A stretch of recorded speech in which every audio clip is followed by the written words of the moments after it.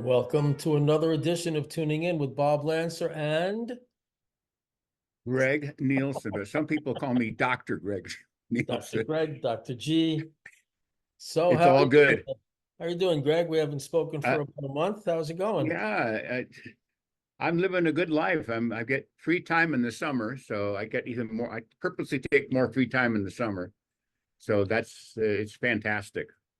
You get up, there's not that much to do. You meditate, you relax, you tune in, you practice bare attention, and so on and so on and so on, and you feel good and you Sounds like a experience great wonderful life. things. So Sounds like a great life.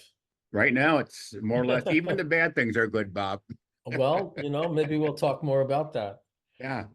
So why don't you get us started? It's your turn to read something Ye- inspirational relative to Yeah. Isidore Friedman, and that's what this podcast is all about. You and I having the experience of studied one-on-one with Isidore for several years, and how the teachings of organics transformed our lives. And I believe you're about to read something from the first book of Isidore's that I ever read. It was actually given to me as a gift. Oh, Joe Polanski, who introduced me to Isidore, I think back when the book was first published. yeah. And If I recall, go ahead, Bob. Sorry. yeah, and I kind of studied that book for almost a year before I actually started working directly with Isidore. Oh, And wow. it just Yeah. blew my mind, just the cosmic nature of the teachings. Oh, yeah. It was very energizing, very focusing, and it really was practical and functional. So that was, to me, that was what I loved the most. Just so to let people know, the paperback or trade paperback edition of Organics is ready to go. It should be in Amazon.com. Coming up here sometime in July. I can't guarantee when that comes out because my digital printer does that. It will be after July 7th, but I wanted to And read. That's July 7th, 2024. Right. The For book came those out in who are 1973. listening, for those who are listening like 100 Yeah. years from now. Yes, there you go. Thank you. And it was originally came out in 1973. Ah, So anyway, so here's the back of the book, that cover. I'm just going to read what it's very close to the wording that was in the book originally, his bio. So I'll read it.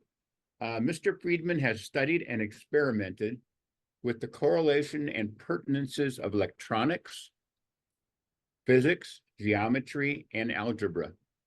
I might stop there briefly and just mention that he taught electronics in the Army. And he was also a math teacher, if I was understanding correctly, in the Brooklyn school system. All of that applied to functional, everyday living in a balanced, wholesome, and creative synthesis. In this volume are the fruits of 40 years of intensive, extensive, and exhaustive research into the study of the human being as a creative representation and microcosmos of the universe. It is hoped that the reader will see the urgent and almost desperate need for balance, synthesis, and reciprocal maintenance if humankind is to survive. okay. Which, Well, what, I think we have to dive in yeah, to the word synthesis.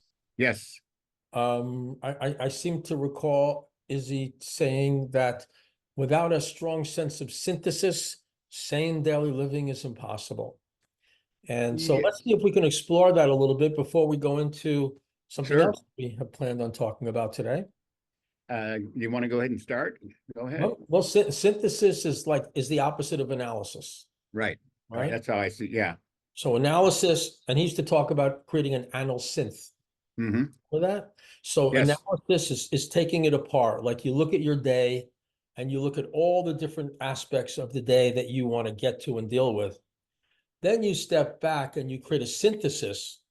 The synthesis is putting all the parts together into a whole.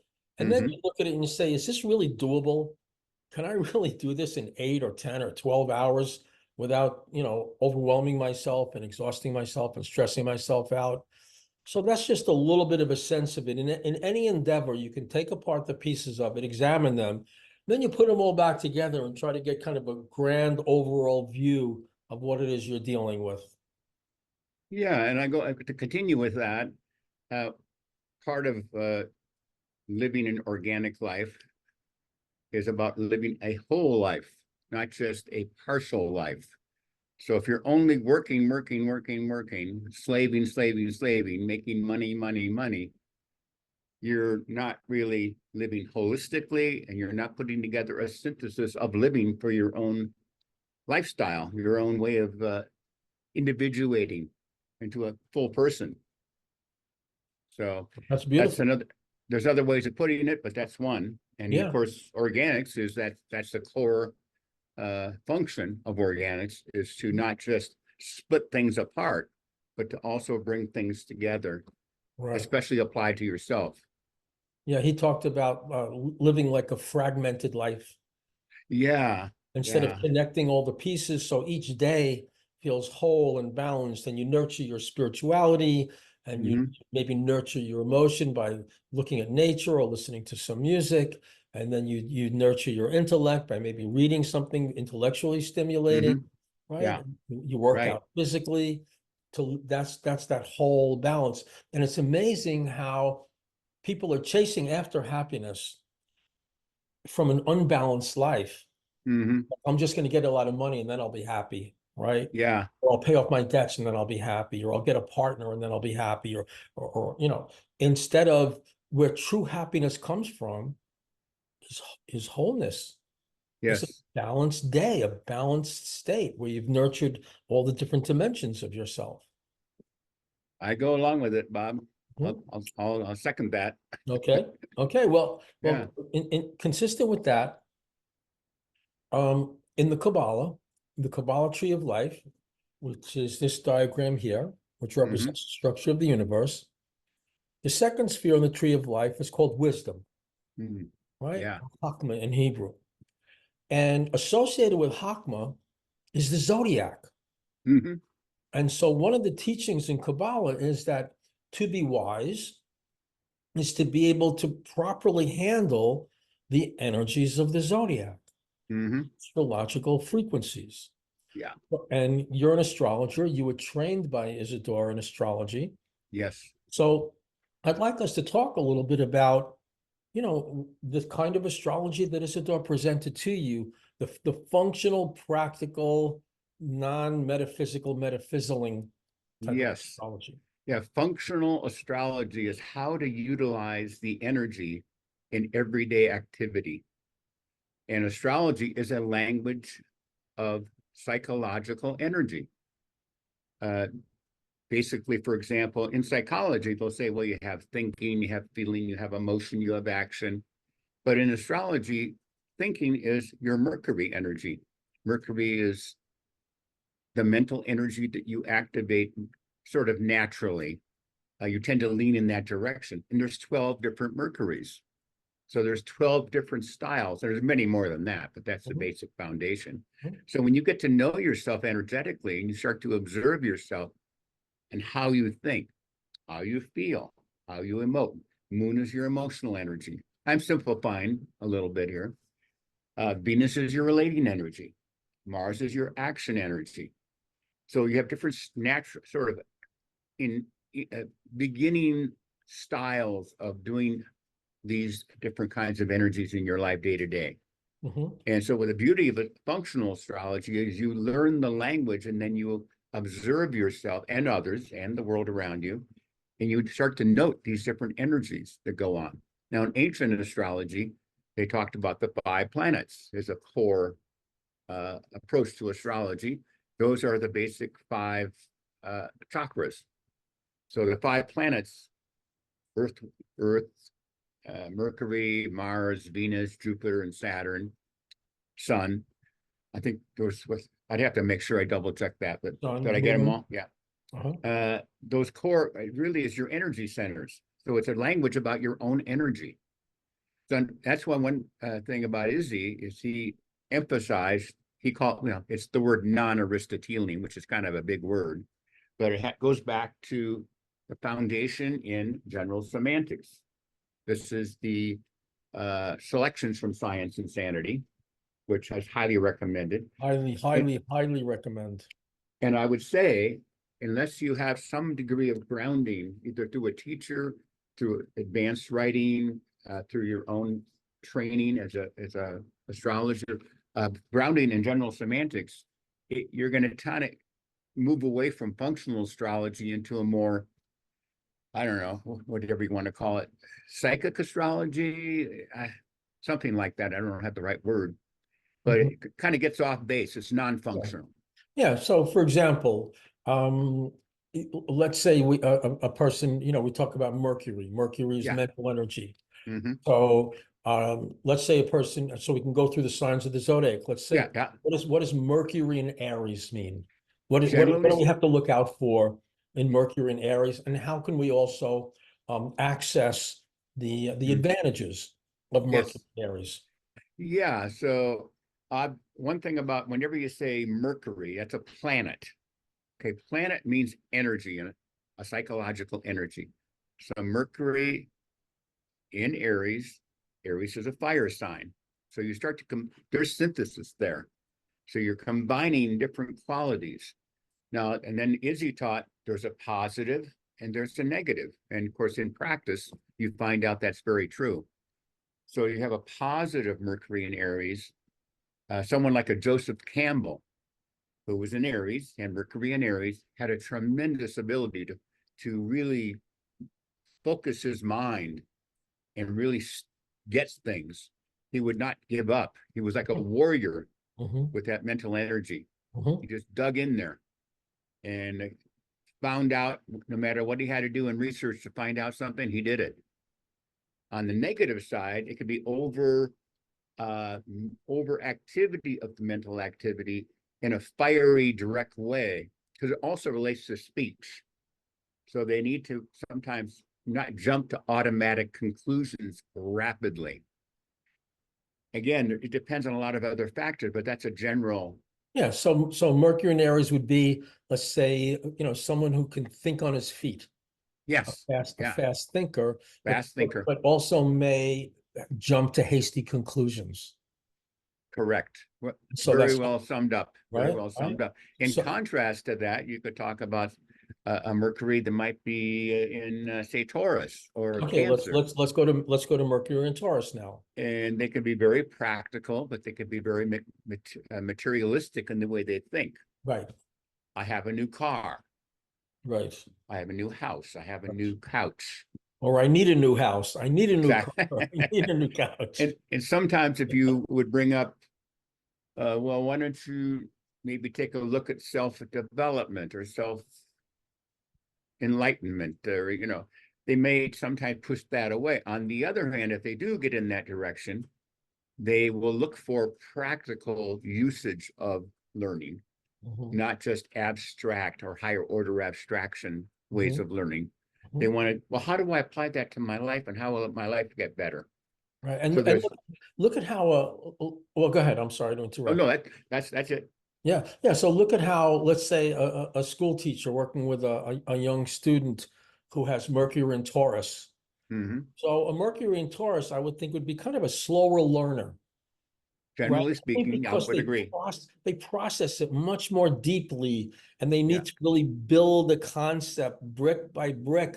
And so Hmm. the teacher might mistakenly say, oh, this kid is too slow, or this kid is dumb, or this Right. kid is so frustrating, he takes forever. But when he finally gets it, when he finally grasps that concept, he's Yeah. got a hold on it like nobody else. Yes. And you did a really good job summarizing that.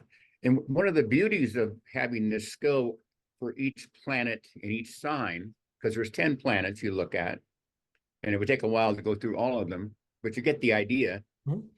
When raising children and being a teacher, having that knowledge is invaluable.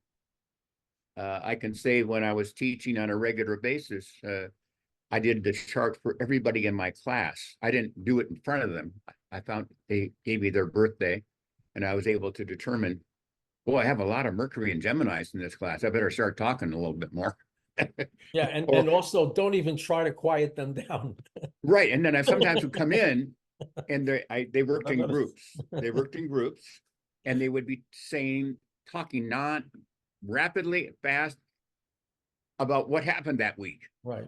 Right. Now, my original thought was, well, I got to calm the class down and we got to get started. I didn't do that with that class. I sat there and just sort of waited.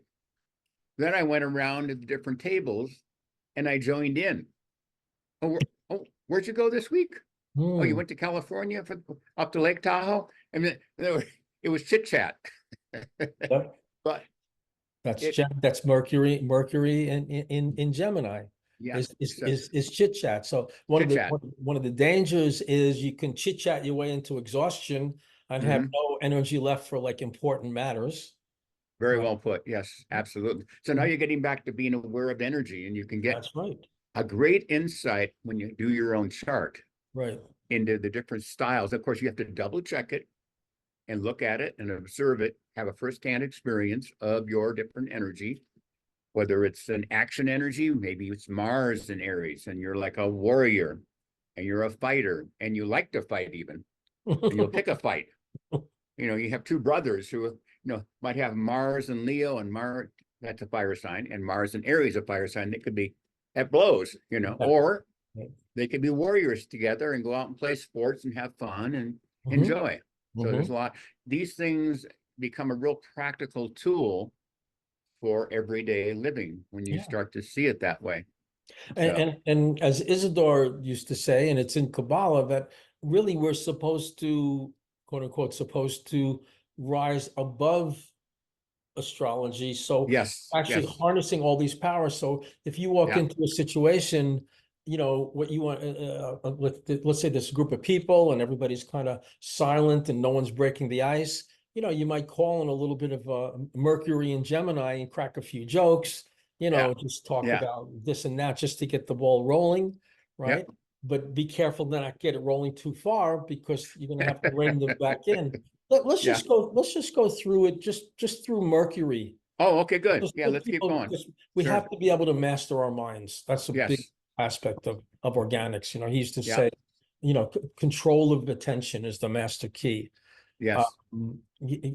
So then we go to Cancer, right? Mercury and Right. Cancer. Mercury in Cancer. So what would be Well, the ups there and downs of that? to me, the positive side, I mean, these are things I'm talking from experience Mhm. in myself and other people over the Right. years. When I first started, it was just words, but then I began connected to the actual people and situations.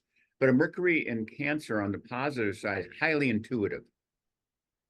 Feeling and thinking become merged in a way. So I feel good about this place and I think good things about it, as opposed to emotional thinking, which can get very irrational and overreactive emotionally. I can't stand that person. Oh my Right. God. I don't want to see them anymore. Mhm. So you form a quick kind of opinion Mhm. mentally, and then the Mhm. feeling gets involved on the negative side too Right. much. So yeah, that's a little bit of a So, Mercury in so yes, Cancer. so it could be like emotional thinking. It could be thoughts run by moods. Yes. If you're in a Yeah. if you're in a if you're in a low mood, you might have negative thinking. And Hmm. slip into the feeling starts to rule the thinking, and if the moods are out of control, then the thinking Yeah. becomes out of control. And one of the things I guess that cancers would be thinking about would be things like home, Hmm. family, Yeah. security. Like Hmm. if you want to start a conversation with someone who's got a Mercury in Cancer, just start talking about family, Oh right? yeah. Yeah. And Exactly. they'll start to make a connection with that, right? You're bringing up a you're bringing up a very good point here, that you're not stuck with your chart. What's nice about astrology, and Izzy talked about it, going beyond the chart. If you're aware of these energies, you can utilize them whenever you want. That's right. You don't have to go, oh, I'm That's stuck right. with this. Yeah. So you Yeah. gave a good example there. If you know that person's like that and you Mhm. need to kind of connect, yes, talking about family is a great way to start connecting. Yeah, and if you have a very, familiar knowledge of astrology, Hmm. of the meanings of the different planets in the signs, it almost gives you a kind of like a toolbox that you can carry around with you and you experiment. You don't necessarily have to know what the sign of the No, person is, but oh, no. maybe we need to fire things up, a little bit more enthusiastic conversation, a little bit more Mercury and Aries right now. Yes, Right? exactly, Right? exactly. Or maybe we That's need to funk. slow things down and listen more. Mercury Mhm. and Taurus would be more receptive, right? And you're emphasizing functional astrology. How do Functional. you apply it to daily situations with yourself and other people and in your environment? That's So right. yeah. So Yeah. continuing on, we can move on to would Leo. be Leo. Yeah. And on the positive side, they can be very on a positive, dramatic way. They can really grasp the attention of other people dramatically. Like a teacher with a Mercury and Leo, a positive Mercury and Leo, would be able to get the attention, say, of the class with something, a visual, a video, a, an action, a humor, something that's Just almost telling a story. telling a story. Just storytelling that captivates the audience, a kind of a charismatic Yeah, intellectual process, it right? could be a beautiful thing to watch that. Huh? And then on the negative side, of course, we're simplifying still in a way, but on the negative side, they can get boastful. They can talk about themselves maybe too much. They can be too into, oh, I achieved this level. It's in my resume, it's in my title, it's in my paycheck. Yeah. And you can get enamored with your own accomplishments Yeah, in your mind. and then the problem with that is the people on the receiving end, they're like, oh, that guy's kind of boorish, and Oh yeah, and so if you're slipping into the weaknesses of a particular planet in a particular sign, it yeah. tends to have negative social ramifications, at least social Oh, ramifications. absolutely. Oh yeah, definitely. Mhm. And again, like you said earlier, it's nice to know the language of Mhm. astrology and have that grounding, but you can also recognize these traits without astrology. Mhm. So, Yeah, and it's yeah, just it puts a language on it. You can yeah. It's learn like to it's a classification system. exactly. you Thank know you. and Yeah. the Leo can speak in a commanding way. Hmm. They Authoritative. Yeah, yeah. Mhm. I think Leo and Taurus, aren't they both kind of a little bit like into luxury and affluence, Yeah, that sort of they're thing? fixed Showy, signs. showy. We didn't talk about the fixed, Mhm, mutable, and cardinal, mhm, but they're mhm. fixed, and so sometimes they get locked into uh, a false sense of security through worldly accomplishment or things. Mhm. Yeah, so they I can would also say maybe that the Mercury in Leo is maybe the most creative thinker, yes, there you go. Yeah. right? They can come up They, with a great story, a great screenplay, right? exactly. Yeah, Okay. yeah. And So so now we go to Virgo. and Virgo, God bless their souls. I mean, Mercury and Virgo. Whew. man, talk about detail, Yeah, precision, analysis, paralysis exactitude. by analysis, right? Yeah, that could be the negative side. The Yeah. positive side, just a great attention to detail. Mhm. They don't miss a mark. I mean, they catch every little picayune thing. I have a friend who is a Virgo with Mercury and Virgo, and she is a wonderful person in business to have. I mean, she doesn't miss a trick. And Mhm. when we interact, sometimes if I forget something, she'll remind me of a detail that I forgot to bring up that was important. Mhm. I go, this is fantastic. Yeah, Thank you. Yeah. yeah. They can be very exact, Yes. but then at the same time, they can overthink, Overthink and worry, overanalyze, worry. worry warts sometimes, just absolutely obsessive worrying. It's just Mhm. tiring to even hear But about. but if you want to present like an organized speech, they can organize it in a Oh, meticulous, yeah. right? And can be And very intellectually, they're incredibly analytical. yes, analytical, and they back it up with generally good information on the positive side, Yeah. which is wonderful. Well, Wonderful to be around. yeah, being an earth sign, they're more fact-based. Yeah, more fact-based, More fact. scientifically Right. fact-based, or something that's the latest research that's come out that's pretty well documented. And it's interesting, the difference between Leo and Virgo would be, Leo wants to be the star of the show. Virgo likes to work behind the scenes and be of service That's a in good their point. Yes. intellectual research, for example. Yeah. It might be a good research assistant, Mhm. possibly. So, Yeah. They love to yeah. They love to serve. Yeah. Okay, so now we go to Libra. Oh, Oh, Libra, Libra, yes, Libra. So yes. Mercury and Libra is a really interesting thing over the years, noticing how they behave. They're very good at striking up and maintaining conversation with people. They just have a knack of just looking at someone and going, well, how was your week? What did They you can do on your connect vacation? Yeah, they connect. because they have that strong Venus energy. Exactly. And they do it it's a wonderful thing to watch. I mean, Right. I really appreciate the people I know that are Libras, especially Mercury and Libra. Mhm. It's just a wonderful thing. On the other side, they can see so many points of view, they can't make up their mind.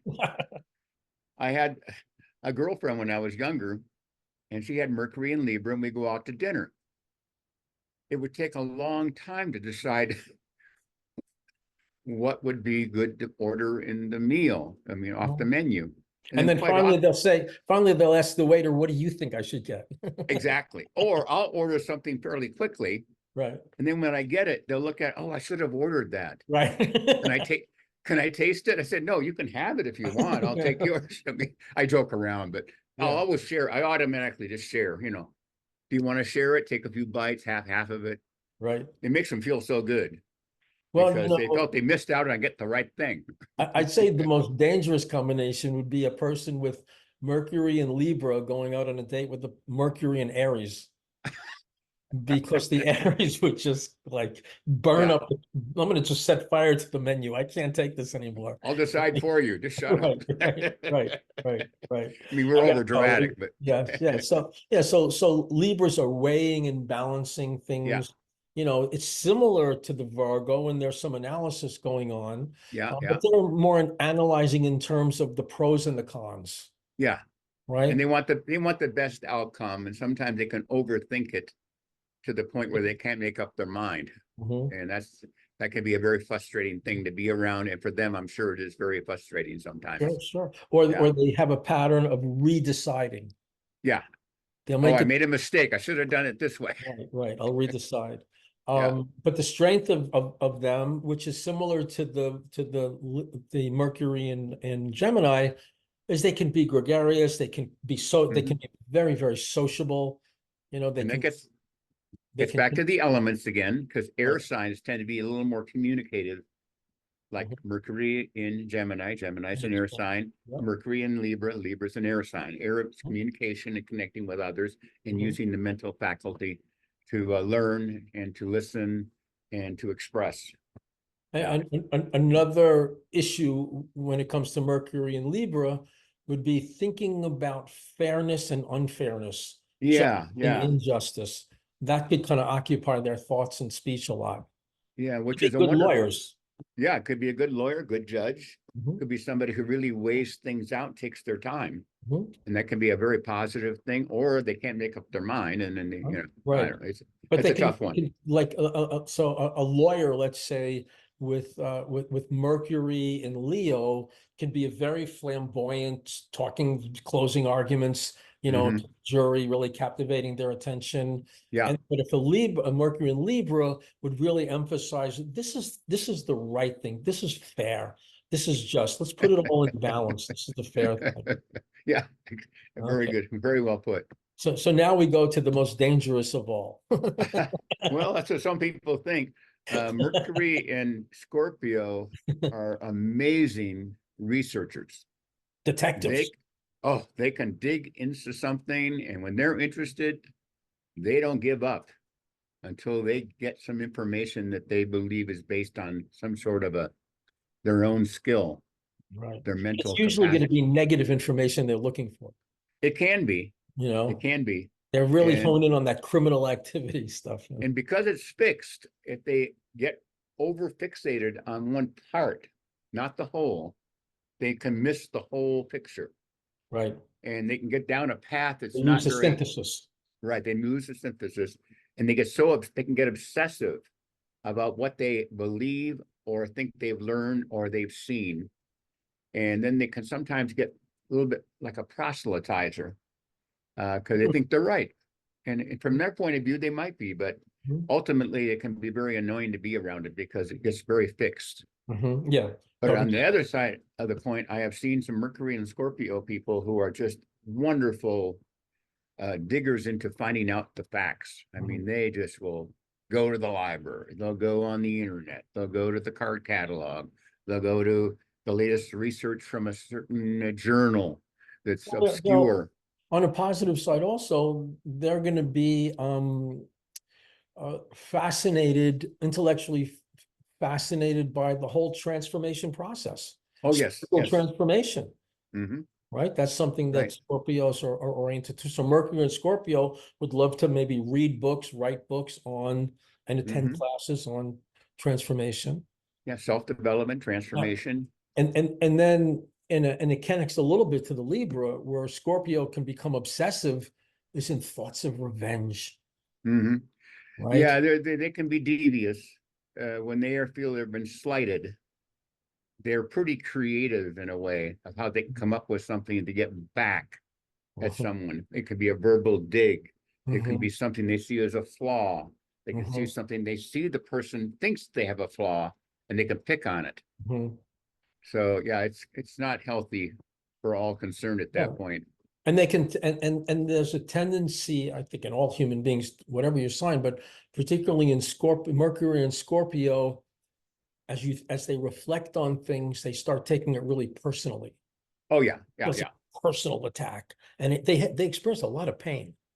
Well, it's a water sign and it's fixed water. So when they have an emotional reaction coupled with their mental uh, activity, they can become very attached, I guess you could say, set in their way, almost like a piece of concrete in there, like ice, Mhm, like mhm, water turns into ice. mhm. Yeah. Mhm. Yes, I think the saving grace for Mercury and Scorpio is to just get interested in, how do I improve it? How do I improve Yeah. myself? How do I Yeah. transform the situation? How do I focusing on how do I make it what I want instead of Mhm. attacking it for not being the way I want? There you go. Yeah. Yeah. Well put. Yeah. Okay. Go along with that. Next. Mercury in Sagittarius. And That's after yeah, Mercury and Scorpio. no, Sagittarius. I raised a son with Mercury in Sagittarius, and we've talked about it. So if he listens to the podcast, I'm sure he doesn't mind. On the positive side, very fast learner. Oh my God. I mean, he looks at something, wham, wham, wham, wham, wham. And then you go and he can verbalize it so beautifully that it sounds like it's very well, deeply learned. Whereas sometimes it's sort of superficial. It's like the first layer of learning, but there's many layers below that.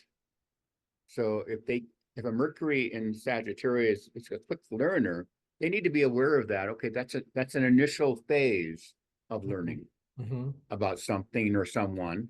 And they probably But share that with Mercury and Gemini. That can be yeah, a yeah, learner, but a fast, superficial learner, right. right? The And Sag then has the capacity for that big philosophical, broad perspective. yeah, and they're very attracted to that. And sometimes they can be a little, what's the word, bombastic or over philosophical or high order abstraction talker. Mhm, And it sounds very metaphysically wonderful. And you're mhm. so happy. And it sounds like, wow, these people are just philosophically enlightened. Right, They think that too, quite often. right. It's just a word salad. But the other side of the coin is amazing ability to look over a lot of material very quickly and Mhm, get a sense of it. So they can be very beneficial. And getting back to my son and mhm. the kind of job he does, he has to be very versatile in so many areas. He can't just have one Mercury and Virgo area. He has a broad range of different areas that he covers, and it's very beneficial to the place he works because Mhm. of it. Yeah. I would say maybe a Mercury and Sag might be a good travel writer. Yes. Excellent. Yeah. They love to travel usually and love to think about Long travel. range travel. Yeah. Exactly. In fact, right now we're having with him conversation about where he wants to have his 40th birthday. And we've gone through, how about here? How about there? How I about remember when he here? was born. Yeah, exactly. I can't remember that. Oh, I'm getting older, so but anyway, but he loves to spend a lot of time maybe this place, and if this place has these things, and Mm, it's amazing to go over it with them. mhm, And but on the other hand, he does usually come up with a really good plan mhm. that people like and enjoy. So One of the things I've noticed about Mercury and Sag is there's a tendency to project outward what's going on inside of them, oh yeah, yeah, yeah, right? exactly. And Yes. it's not really conscious, but whatever's going on, and if they're feeling disturbed, it's because someone is Yeah, being disturbing. exactly. And that's what they see in the environment. It kind of Right. feeds back, and then they kind of verifies that they're right about that. Right. Yeah. Yeah.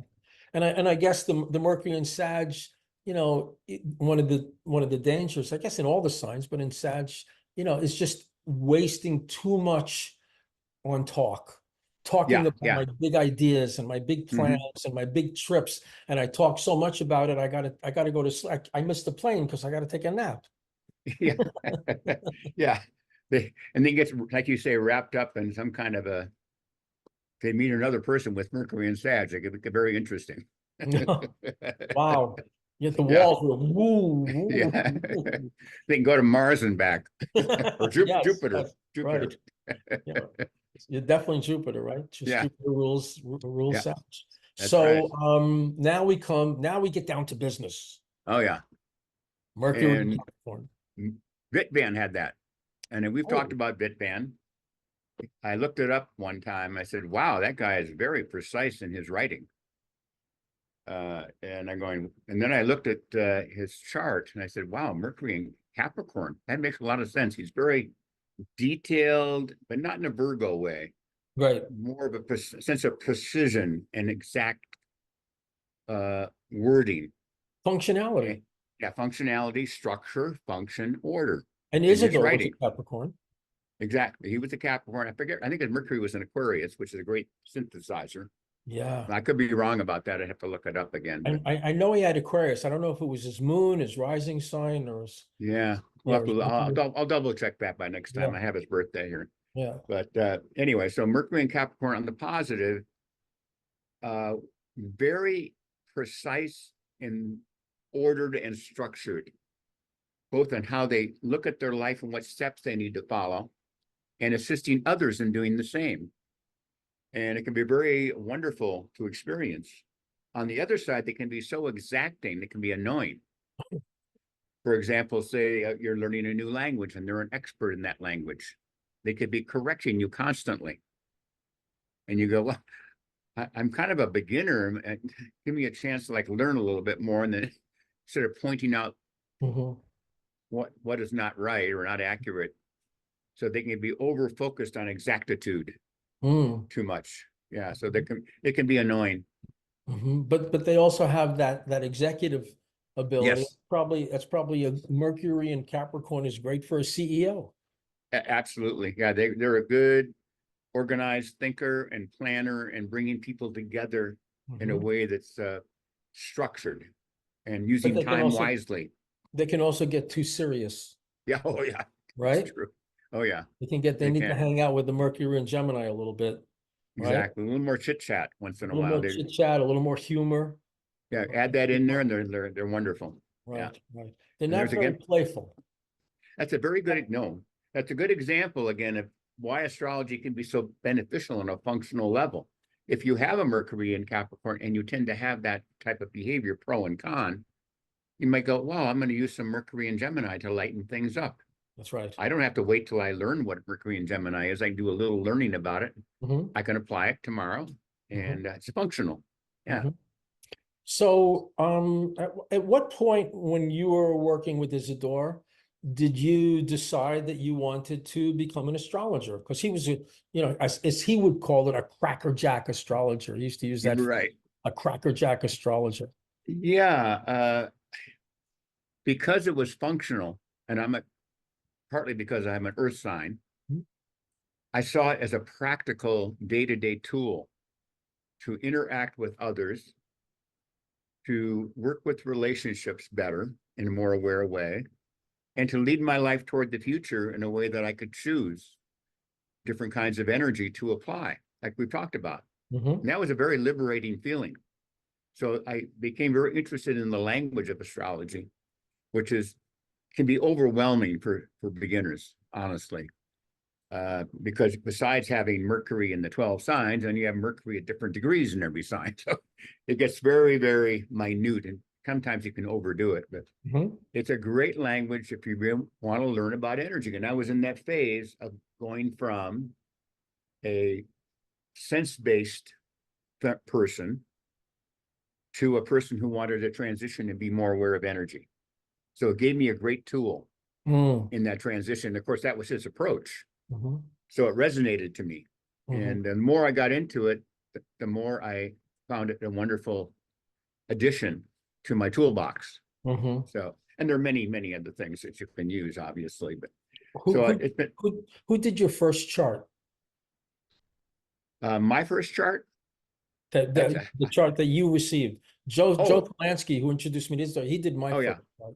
Who did your first chart? Well, obviously, I mean, was it Nancy, or because she studied astrology? No. We took the course at the same time. We both started with him. But he could tell I was very skeptical. I was almost annoyingly skeptical because I didn't really say this, but I'm sure he picked up on it. Like, how can someone with your math and science background believe in this shit? I'll just say it. Well, remember what the famous thing by Isaac Newton when people asked him that. Yeah. He said, I have studied the subject, you have not.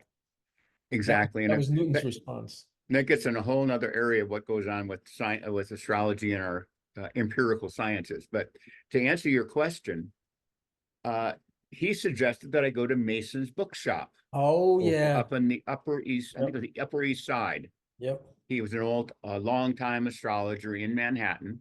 Yep. And he even offered to pay for it. Wow. Which I thought was very generous. Wow. Because I probably wouldn't have done it, frankly. I'm not spending $25 at that point was like 100, 200 to me now or something. Those days. I went, I called him, I went over and had my initial chart done by him. Wow. And it was staggering. I walked out. You had a golden experience there. I did. That's legendary to have one of his charts done. I walked out feeling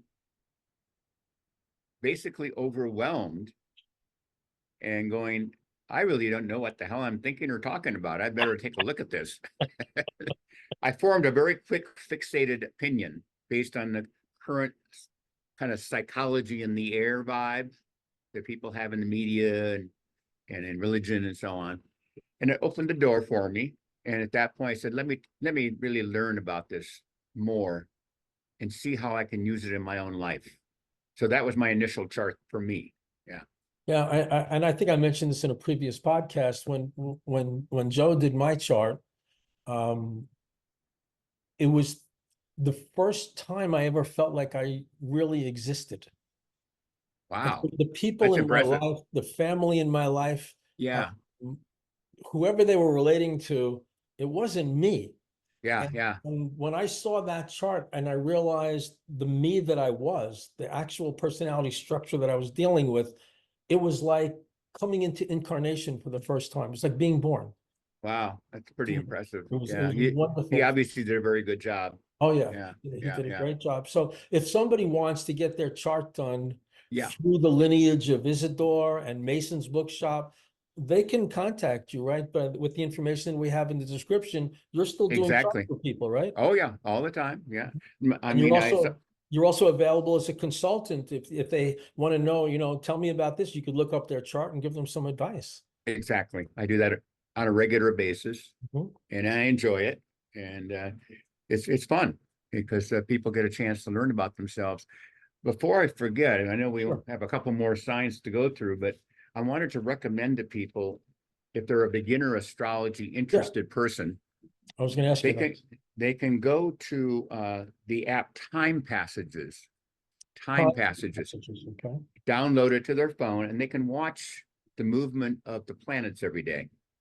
It lays them out very nicely. And I've double checked this over several years and they're very accurate. So they're excellent. They're very dependable. But that brings up an interesting point. Yeah.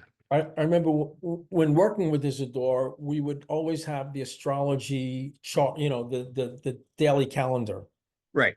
of where the planets were and what was going on. I started, and I know we followed that for years, but I started to find that a little too much subconscious programming. Oh, yeah, yeah. I felt like I was going into the day a little too conceptualized, and I wanted to be more bare in my attention and really recognize the energies as they were coming.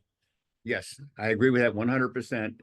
This is a wonderful tool, but you don't want to be over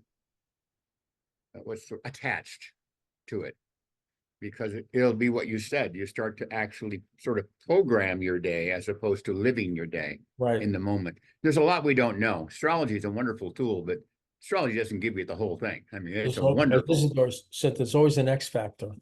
many X factors over the years. I mean, so you have to kind of keep like today's weather is going to be such and such, but be ready. There could be a rainstorm coming up over the mountain, and it wasn't forecast. Right. So you got to be in the moment with your energy orientation for Right. sure. Yeah, when a lot of people that I work with in the teaching that I do have some knowledge of astrology, and whenever somebody says, well, Mercury's in retrograde, I'm like, I just cancel that from my ears. I just let it go. I'm not going to have a semantic reaction, and that's a non-Aristotelian approach. Right. Using general semantics, you're not going to overreact to any word that's being used, an automatic belief system of some kind.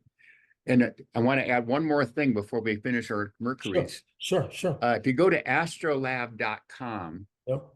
I don't know if you've heard of it or not. Sure, I've used it. Yep. Yeah, you can put your chart information in, and it matches up beautifully with my software program. This is over several years. Mm-hmm. So it's pretty dependable. At least you can get an idea. Well, I don't even know where my Mercury is. Mm-hmm. You can put the information in, it'll come up. Mm-hmm. Or What what about a good book for beginners? Do you remember one of your early books? Was it Alan Oken or one of those early astrologers? I haven't read an astrology book for so long. I don't have anything to answer for that one. I'm answerless. Answerless. Which is good. Silence on the nonverbal level. Yes, better than being answerless. Yeah, I would say that if you go to a store and you look for a book, look for something that's functional. Right. Basic. Here's ways to apply it that has an energy orientation in it. And there are many astrologers now today that take more of that approach than I did when I started. Mm-hmm. So you'll resonate to the right thing, but I wanted to be sure to mention those two tools that you can use. Yeah, speaking of tools, I remember one of the things that Isidore would do from time to time during our sessions, where he would take a book from his bookshelf. He had millions of books, he had an incredible collection, right? Yeah. And he would just say, like, okay, put your hand over the book. Yeah. And tell me what you feel. Yes. Is it too intellectual? Is it too dense? Does it feel expansive? Does it feel inspiring? Does it feel Is it worth reading? Yeah. And it was me, and I started doing that, that's how I decide what to read. Me too. And he taught me the same thing, and it was wonderful tool. But if you want to finish the 12 signs of Mercury, we have a little time, I think, left. Sure, let's do it. Mercury and Aquarius, on the positive side, they are the synthesizers. They can look at many points of view and bring them together and express them or communicate them. So, and also they're very good at learning something new. This is cutting edge. This is really what's happening. And they can go investigate it, learn it to some degree, and then apply it to their life. Mm-hmm. And it's fun to watch. Mm-hmm. So they're not against new possibilities, new technologies.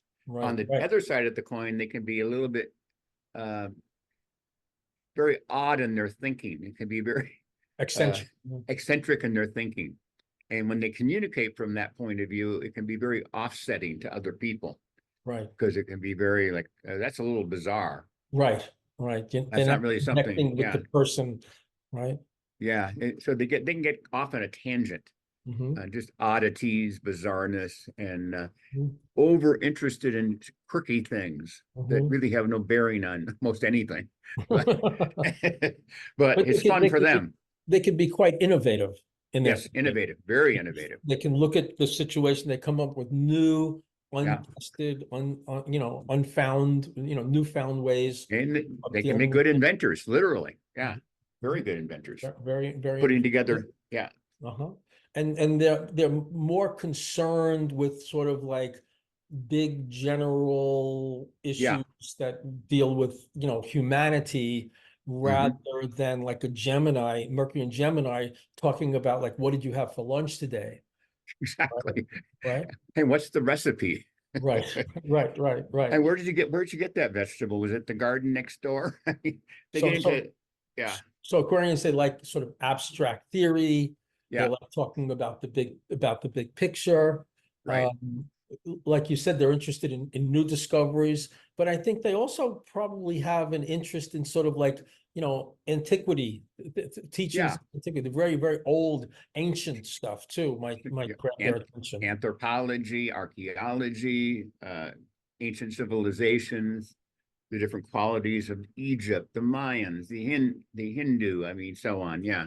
But then So again, because it's an air sign, Mercury in an air sign, they can tend to just expend all their energy like a windbag, just get all yeah, their, do too much. Like Isidore used to say, when all is said and done, much is said and nothing gets done. And that could be a I did do a chart of a Mercury in Aquarian years ago when I first started, and she would park her car in Manhattan and she wasn't able to find it because she was thinking about these new right. ideas. She taught philosophy at one of the colleges in Manhattan, Hunter College, I think it was, Uh-huh. and she couldn't find her car sometimes. That's a negative Mercury in Yeah. Aquarius. Yeah. I used to have an experience, um, my last year in college, when things started to percolate, I was starting to read Isidore's stuff. Um, and I was taking this class called The Bible as Literature. Hmm. And it was fascinating. The professor was incredible. And I would also, I don't have anything in Aquarius, but I would forget where I parked my car. But Uh-huh. what I would do, I was so tuned up from this study of the Bible and these high literary concepts that Hmm. I would just surrender to my feelings and Yeah. find the car without remembering it. I would just find the car because it was an evening class and it was dark when it was over. I would just Yeah. right to the car. Yeah. You were led intuitively Yeah.